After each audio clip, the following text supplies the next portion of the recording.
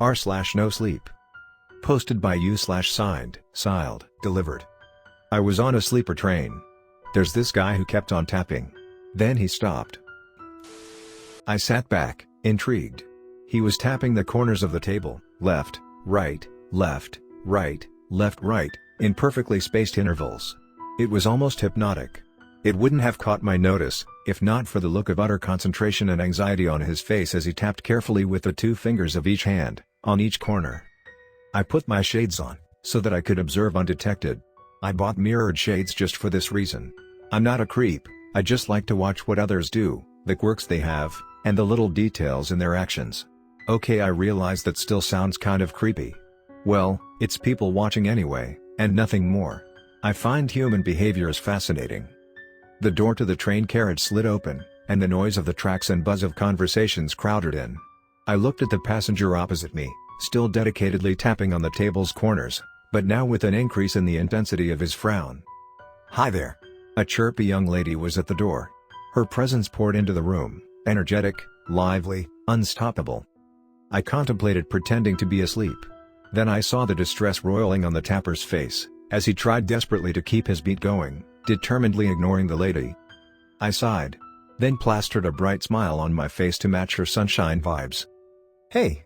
We've got the bottom bunks, hope that's alright. Both top bunks are free for you to choose." "Great, thanks."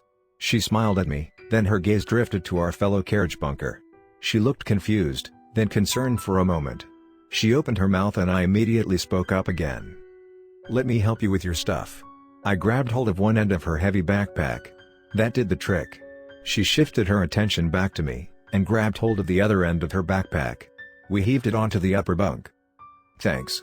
She looked back at the tapper, but this time, she didn't try to say anything. She just raised an eyebrow, then turned to climb up the ladder to her bunk. I looked back at the tapper. He was now saying some words in time to the taps, each word spat out with a tap, in a curt, almost frantic manner. I couldn't help it. I wanted to look away, leave the carriage, give him some space to do whatever it was he needed to do. But I was getting really curious about what the tense words he was expelling under his breath. So instead, shifted from my comfortable space at the end of my bunk, and sat at the table, opposite him. I put my head down on my side of the table, and pretended to take a nap. I could now make out some of the words. Do. Not. Never. I couldn't tell what the rest of the words were. He was pronouncing the words in slightly varying ways, as if attempting to say them in the perfect way, enunciating every phoneme the words held. I couldn't hear the last word he said. I kept my head down, just listening to his words and taps, and without realizing it, somehow drifted off. I don't remember what I was dreaming about, except for the last scene. I was walking down some steps, and realized that the ground wasn't there. I walked off the last step and fell. I jerked awake. I must have startled him. He stopped his tapping. He looked at me, as if registering my presence for the first time. We stared at each other for a moment or two, then he looked down at the corners of the table. I could already see it happening, him getting distressed about his tapping ritual being disrupted, and falling back into a frenzy of tapping and chanting. "Hey, nice to meet you," I said before I could think it through. He looked at me with a tinge of surprise. In the bunk above him, the lady turned to her side, and looked curiously at our interaction. "Hey," he said softly, looking nervous and uneasy. "Where are you headed to?" I kept my tone light, pretending not to notice his hands clutching the corners of the table. "End of the line." "Oh. That's a good 2 days away." "Yay," he said, nervously running a hand through his hair, then immediately gripping tightly onto the corners again. "Hiya." He turned around quickly at the sound of her voice from above. The lady was climbing down the ladder to join us. "Great to meet you guys," she chirruped. Her enthusiasm seemed to physically repel him. He leant away from her, while still holding onto the table's edges. "Hey, you're up. Nice to meet you too," I said. She gave me a wide grin, which faltered a little when she turned to him. He did not meet her eyes, and seemed tense and anxious. "Well, I'm going to have an early dinner. Check out the food at the dining car. You guys want anything?" "No, thanks. Let me know if the food's good." I kept my voice upbeat, matching her energy. She smiled and gave me a thumbs up, then left the carriage, closing the door behind her. There was a long silence after that. He seemed stiff, unsure what to do. I was pretty sure he was fighting the overwhelming urge to tap on the table corners again. "It's important to you," tapping the table edges and saying the words just right. I kept my tone as nonchalant and non-judgmental as possible. He looked up at me with a mixture of surprise and anger, which quickly dissolved into puzzled wonder, as he realized I was not making fun of him. "Yes. I need to say it, just right. I need to tap it, just right. I need to do them both, just right." I wanted to leave it at that, and go back to my relaxing journey to my next destination. It was, after all, a year-long break for me, my epic vacation. But my professional instincts took over. "Why do you need to do them just right?" I just need to." He stared resolutely down at the table. "What would happen if you didn't do them just right?" He seemed discomfited by the very thought. He shook his head. "That's not okay. It won't be good." "What if you didn't do them at all?" I could almost swear I saw the color drain from his face. Bad things would happen." "What kind of bad things?" "I don't know. But bad things. Very bad things. I know it." I nodded. "It's a terrible feeling. You know something horrible would happen. You stop, you refuse to do it, and you can feel the dread in your body. This inexplicable, paralyzing fear.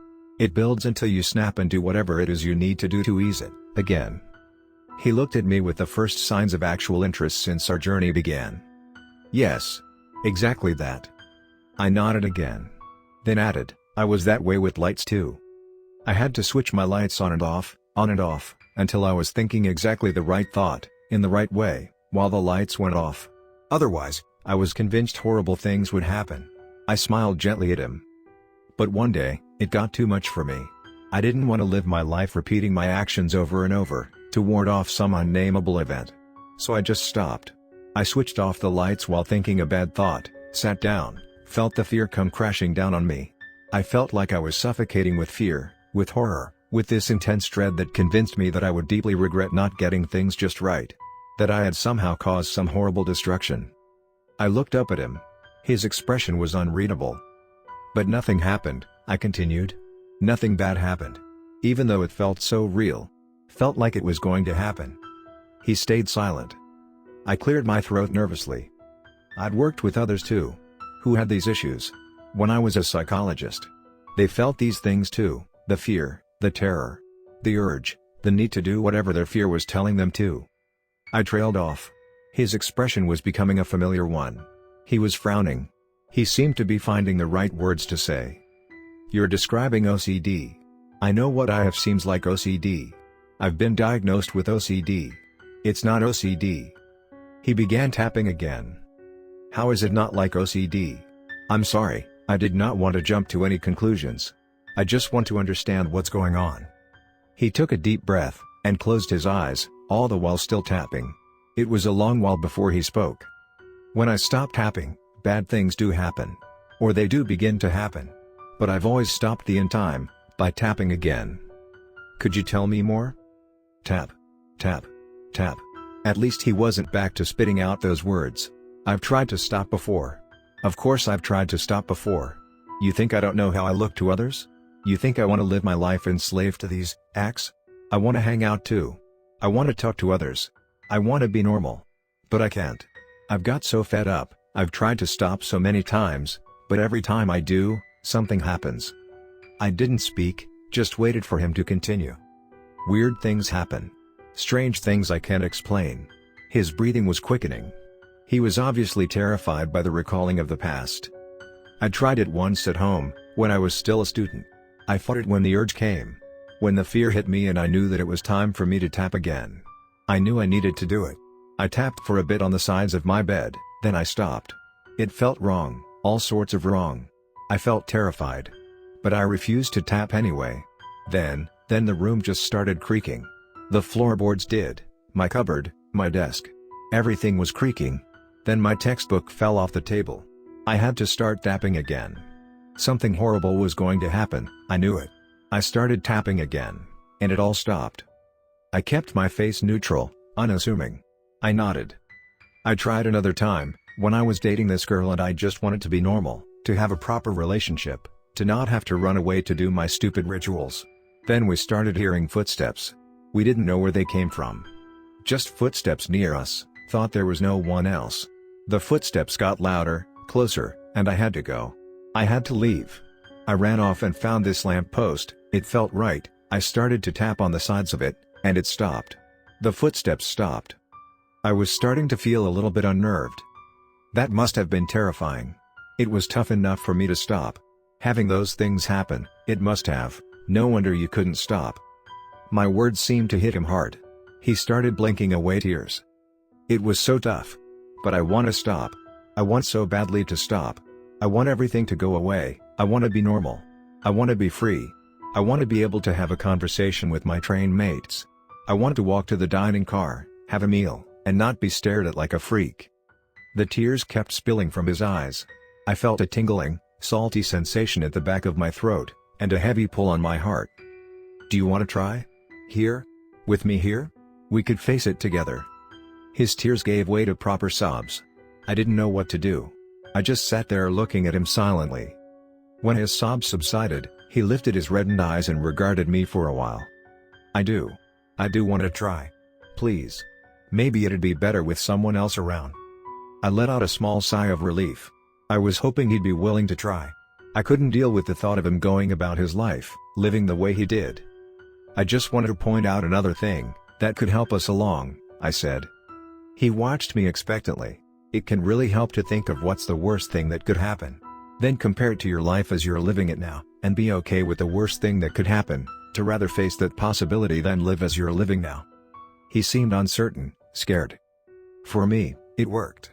I thought, well, the worst that could have happened would have probably been someone dying, the world ending, severe injuries, and whatnot.